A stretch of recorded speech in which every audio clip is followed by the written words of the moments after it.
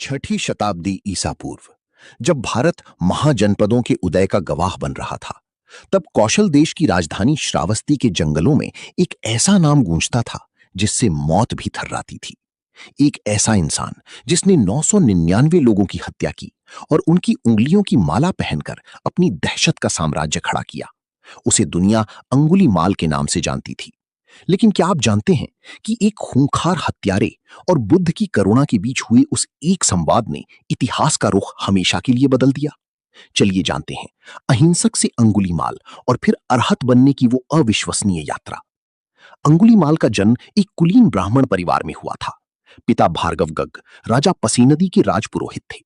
लेकिन उसकी पैदाइश के साथ ही एक भयानक भविष्यवाणी हुई। ज्योतिषियों ने कहा कि ये बालक डाकू नक्षत्र में जन्मा है और भविष्य में एक हिंसक डकैत बनेगा।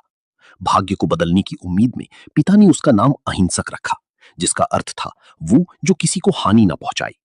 अहिंसक बुद्धिमान था और शारीरिक रूप से 7 हाथियों जितना बलशाली।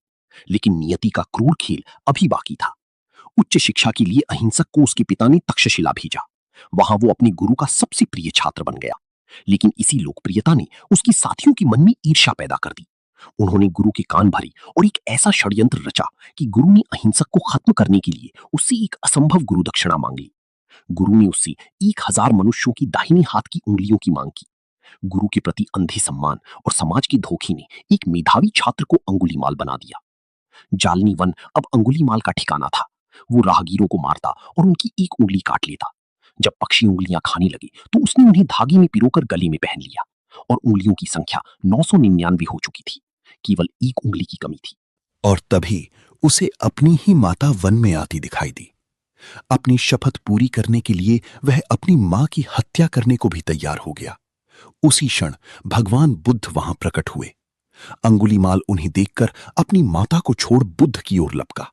लेकिन यहां एक चमत्कार हुआ। अंगुलीमाल अपनी पूरी ताकत से दौड़ रहा था, फिर भी सामान्य चाल से चल रहे बुद्ध को पकड़ नहीं पा रहा था। अंगुलीमाल ने आवाज दी, ठहरो भिक्षु, ठहरो।